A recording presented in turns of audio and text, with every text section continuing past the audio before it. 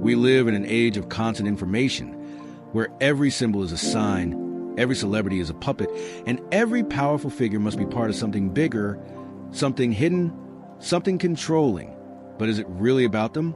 Or is it about us, and how our brains are wired to see what may not even be there?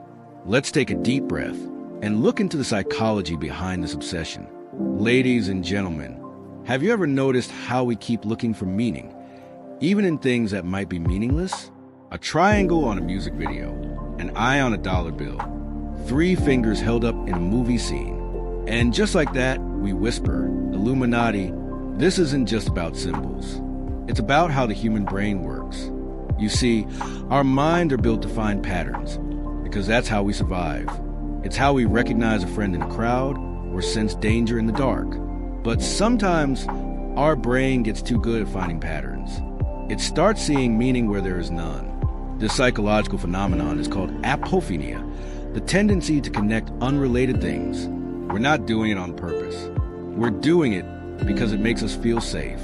Because deep down, the idea that something is random, that life is chaotic, that things just happen, is far scarier than believing there's a hidden force behind it all. So we choose the comfort of connection. We say, this symbol is there. This celebrity covered one eye. This number keeps showing up. And our brain fills in the rest. It builds a story, a narrative that feels right, even if it's not real. The more we see these connections, the more they feel true. Not because they are, but because we need them to be. And let's be honest, the world can feel overwhelming. There are too many questions, too much injustice, too much that doesn't make sense. So what do? We build meaning. We create a secret plan behind the chaos. A hidden society behind the power, a reason behind the madness. And that reason, for many people, becomes Illuminati. But here's the real truth. It's not about a shadow government or a devil-worshipping group.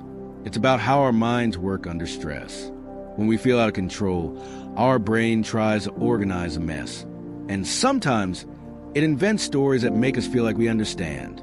It's not stupidity. It's not madness. It's psychology. We're meaning-making machines. We see a triangle and remember pyramids.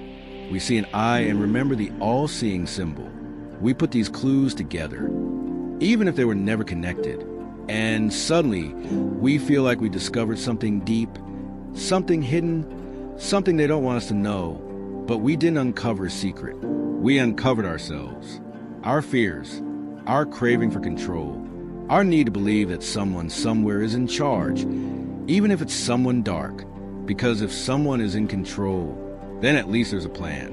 Even if it's evil, that feels better to the brain than randomness. That's how powerful pattern recognition is. So the next time you find yourself staring at a symbol or questioning a coincidence, ask yourself, is this really a clue? Or is this my brain trying to protect me from a world it can't explain? Because maybe the obsession with the Illuminati says more about our own psychology than it does about any secret group. Imagine waking up every day in a world where so much doesn't make sense. You work hard, but still feel stuck. You try to be good, but see bad people rising. You seek peace, but get drowned in chaos. And slowly you begin to ask, why is the world like this? Who's really pulling the strings? And then, almost like an answer, you hear the name, the Illuminati. The idea feels powerful. A hidden group, controlling the world from the shadows. Every war, every leader, every financial crash, all part of their grand design. But ask yourself this, why does this idea feel so believable, even without proof? It's because the human mind is uncomfortable with uncertainty. We crave structure. We want the world to make sense, even if the explanation is dark, frightening, or extreme. Psychologists call this the mind's need for cognitive closure. It means when there's too much chaos, too many unanswered questions, the brain grabs onto anything that brings clarity. And nothing brings quicker clarity than a single, powerful enemy. That's why the concept of the Illuminati sticks. It gives people someone to blame. It gives chaos a cause. It's easier to believe that a hidden elite is behind the madness than to accept that the world is complex, messy, and often unfair without reason. Because here's the truth. Randomness is terrifying. Accidents, coincidences, natural disasters, corrupt systems. These things don't follow rules. They make us feel small, vulnerable, powerless. But when we say, this was planned, this is the Illuminati, this is all part of their agenda, we feel something strange. Relief. That's the irony. We fear the idea of a controlling force, but we also need it, because at least it means someone is in control. That's how the human mind survives. When it faces something overwhelming, it builds a villain, a single dark figure in the shadows, powerful, mysterious, and controlling everything. And suddenly, things start to feel organized, not safe, but structured. We stop feeling lost in the storm, because now we believe the storm was created. It's a psychological shield, an emotional survival mechanism. And throughout history, we've always created these big enemies. Sometimes it was witches. Sometimes it was secret orders. Sometimes it was nations or religions. Today, in the age of technology and endless information, it's the Illuminati. Because when we see billionaires rise overnight, when we see wars break out, when we see celebrities act strangely, we feel confused, we feel powerless, and the brain says, don't worry, there's a reason, there's a plan, there's someone behind this. That belief calms our anxiety, even if it's not true. You see, we often think conspiracy theorists are crazy, but in reality, they're human. They're people trying to make sense of a senseless world. They're people whose trust was broken by governments, by systems, by history. And so now, they refuse to believe anything on the surface. They go deeper. They dig for hidden motives. They question everything. And in that digging, they find a name they can hold on to, Illuminati, not because it's proven, but because it explains everything they couldn't before. But here's the deeper truth. It's not just about what's out there. It's about what's inside us. Our fear of being out of control. Our fear of randomness. Our need to create villains when we can't face the chaos. So yes, the world is broken. But maybe it's not because of a secret society in the shadows. Maybe it's because systems are flawed. People are selfish. And life is unpredictable. But the moment we believe someone else controls everything, we stop trying to change it ourselves. We give up power to a shadow we invented. So, next time you hear the word Illuminati, pause for a second. Ask yourself, do I believe this because it's true? Or because I'm afraid to admit that no one is actually in control? Because maybe the enemy we created was never real, but the fear behind it always was. In today's world, information doesn't just inform us. It shapes us. It builds narratives in our minds before we've had the chance to question them. And nowhere is this more obvious than in the way social media and pop culture have amplified the obsession with the Illuminati. A celebrity covers one eye, and within seconds, millions are sharing screenshots, zooming in, adding music, calling it proof. Not just a coincidence. A sign, a coded message, a confession of allegiance to some dark power. But how did we get here? How did simple gestures or background designs turn into supposed evidence of a global conspiracy? The answer lies in the speed, scale, and psychology of social media. You see, the human mind is influenced by repetition. The more we see something, the more we start to believe it, whether or not it's based on truth. In psychology, this is known as a mere exposure effect. The more familiar something becomes, the more credible it feels. Now take that effect and multiply it by millions. Every time a post about the Illuminati goes viral, every time a meme shows a celebrity flashing a supposed symbol, every time a YouTube thumbnail screams exposed, it feeds into a belief system. And because it's everywhere, it starts to feel undeniable. People start saying, it can't be a coincidence anymore. Look how many times it shows up. But here's the thing. The internet doesn't amplify truth. It amplifies what gets attention. And nothing grabs attention faster than fear, mystery, and drama. That's why conspiracy content spreads faster than educational content. It's not because people are stupid. It's because these theories are emotionally charged. They make people feel something. Fear, curiosity, anger, superiority. And emotion is what fuels engagement. So when someone sees a flashy TikTok or a dramatic reel that connects Beyonce's stage lights to a pyramid or zooms in on a music video frame and says, "Look, they're showing you the signs," they get pulled into a world that feels true, even if it's not. Pop culture also plays a sneaky role. Movies, shows, music videos. They've used Illuminati themes to sell intrigue. A triangle here, a hidden message there, mysterious lighting, cryptic lyrics, all designed to entertain, not indoctrinate. But the line between entertainment and belief is getting thinner by the day. Because when you see an idea in pop culture, and then that same idea pops up in real-world speculation, your brain starts connecting the dots. Not because the dots were meant to connect, but because they've been shown to you in just the right sequence. It's storytelling just without a writer. But here's where it gets deeper. Once someone believes a few of these patterns, they start seeing them everywhere. That's the nature of belief. You start filtering the world through your conclusions. You don't look for proof anymore. You look for confirmation. And in psychology, that's called confirmation bias. It's the mental habit of noticing only the things that support what you already believe and ignoring the things that don't. So now the obsession grows. Every new post becomes a clue. Every music video becomes a puzzle. Every symbol becomes a message. And slowly, what began as curiosity turns into conviction. People aren't just watching, they're hunting. They're decoding. They're convinced they're uncovering truth, when often they're just falling deeper into a pattern designed by algorithms. Because the more you engage with conspiracy content, the more platforms feed it to you. Your feed becomes an echo chamber, a loop that says, "You're right. You found the truth. Keep going." But in reality, you're not discovering anything new. You're being shown what the system thinks will keep you watching. And that's the real irony. The people who believe they're breaking out of the system are often the ones most trapped in it, not by the Illuminati, but by algorithms, by viral trends, by the psychological tricks of content design. The symbols weren't always planted. The messages weren't always secret. But the reaction, that's real. That's psychological. And that's what makes this obsession so powerful.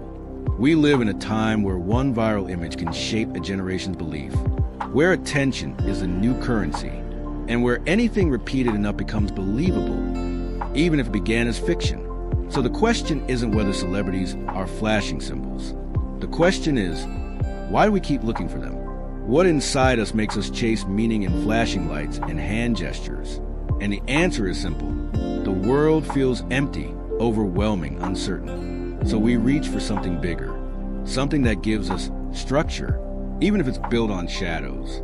Because sometimes the mystery feels more comforting than the truth.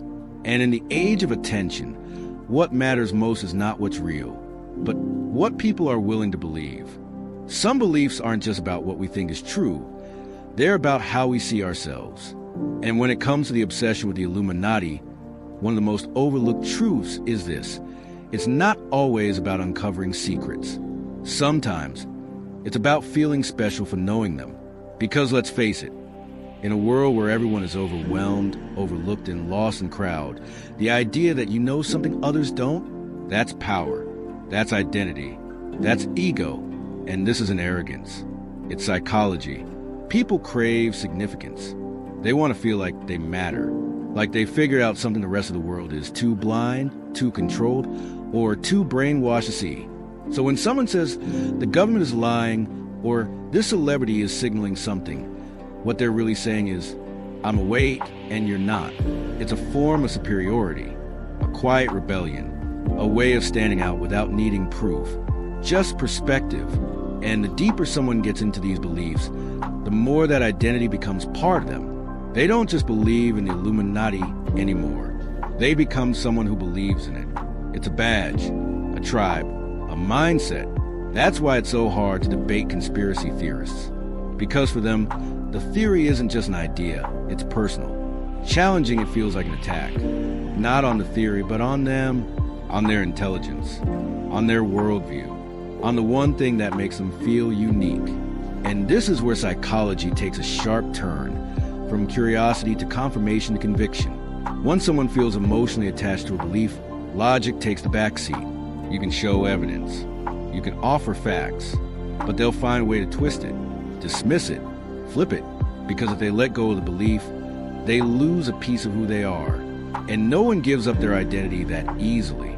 This is also why conspiracy theories, especially ones like the Illuminati, grow stronger in times of collective insecurity, economic instability, political chaos, social unrest. In those moments, people don't just seek truth, they seek purpose. They want to feel like they're not just surviving the world, but seeing through it, like they're ahead of the curve, smarter than the system, immune to manipulation. And what better way to feel than believing you've cracked the code everyone else is too blind to notice? This is the seductive part of the Illuminati obsession. It makes people feel enlightened. I know what's really going on. I've escaped the matrix. I see the signs that others miss. It's not about fear anymore. It's about empowerment. False empowerment, yes, but emotionally powerful nonetheless. And it's addictive. Once someone believes they've woken up, they start looking for more reasons to stay in that awakened state. Every article, every video, every headline is filtered through the lens of, see, I told you. It becomes a cycle, not of learning, but of validating, not a questioning, but a defending. The ego doesn't like to be wrong, so it builds walls around beliefs. It pushes out doubt. It gathers only what fits. That's why so many who fall into conspiracy thinking stop listening to anyone outside their bubble. You're brainwashed. You're one of them. You just don't get it. It becomes us versus them. Awake versus asleep. Smart versus sheep. And that's not just unhealthy. It's dangerous. Because the moment we start believing that only we hold the truth, we stop listening. We stop learning. We isolate. We divide. And we feed a version of ourselves that depends on others being wrong for us to feel right. So when someone shares a theory, flashes a symbol, or whispers about secret powers, ask yourself, what's really driving that? Is it a search for truth or a search for identity? Because often it's not about the facts. It's about the feeling of being in control, of being smarter, of being special. That's the psychology no one talks about, the ego behind the obsession. And until we understand that, we'll keep mistaking belief for knowledge and pride for purpose. The truth is, knowing something real doesn't make you special. Understanding why you want to believe it, that's where real awareness begins. There's something strangely addictive about conspiracies. You hear one, and suddenly, your mind starts connecting things that were never connected before. A symbol here, a lyric there, a random coincidence that suddenly feels like proof. It's like a mental treasure hunt. You're pulled in not just by the story, but by how it makes you feel. That feeling is not random. It's chemical. Every time we think we've discovered something hidden, we get a rush, a burst of dopamine, the same chemical our brain releases when we experience pleasure, curiosity, or reward. That's why conspiracy theories don't just inform us. They hook us. They stimulate our brain's reward system in a way that becomes difficult to ignore.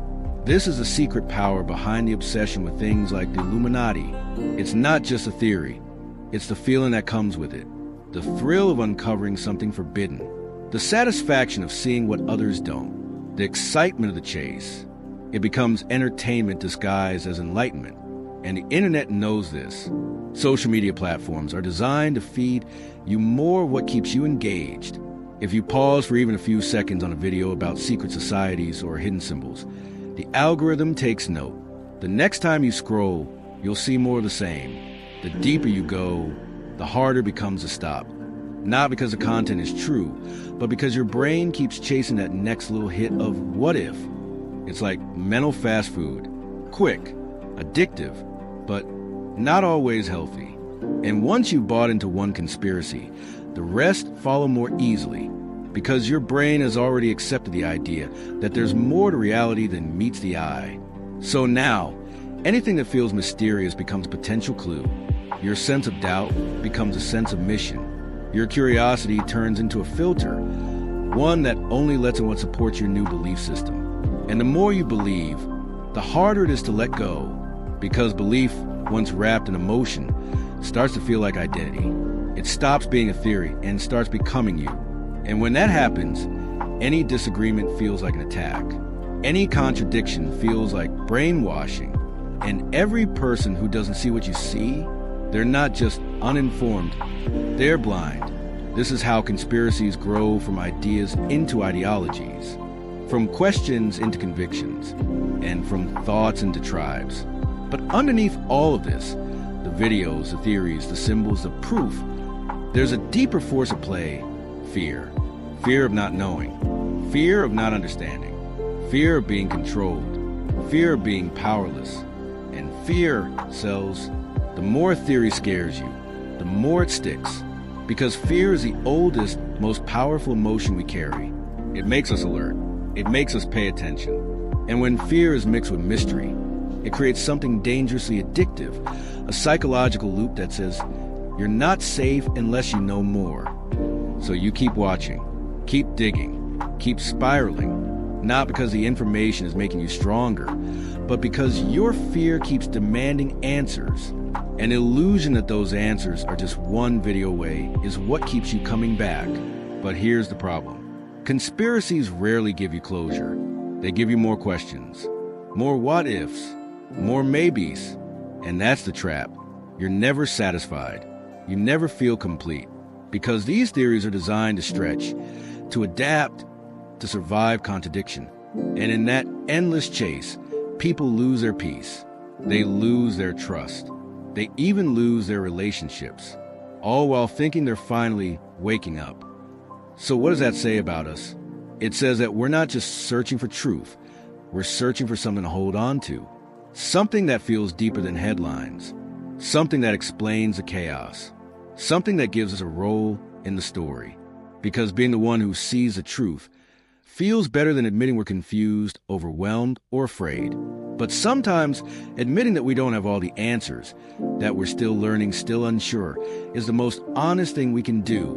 And maybe the real power doesn't come from knowing secret symbols or decoding celebrity gestures. Maybe it comes from understanding why we're drawn to these things in the first place, why we chase them, why we need them. Because when we illuminate our own minds, we stop fearing the shadows. So, after all the symbols, the patterns, the theories, what are we really chasing? We're not just chasing the Illuminati. We're chasing comfort in confusion, structure in chaos, control in a world that often feels uncontrollable. We build secret enemies not always because they exist, but because we need them to make sense of the pain, to make sense of the power, to feel like we're awake when the rest of the world is asleep. But maybe the real secret isn't hidden in music videos or dollar bills. Maybe it's hidden inside us, in the way our brains cling to patterns, in how our fears search for meaning, in how our ego turns curiosity into conviction. And that's the truth no algorithm will feed you, because it doesn't get clicks. It doesn't go viral, but it's real. The moment we stop blaming a shadow for every dark corner of our reality is the moment we begin to truly see the light. Not out there, but in here. Because to truly escape the illusion, we don't need to expose the world. We need to understand ourselves. That is the psychology behind our obsession with the Illuminati. Thank you for listening.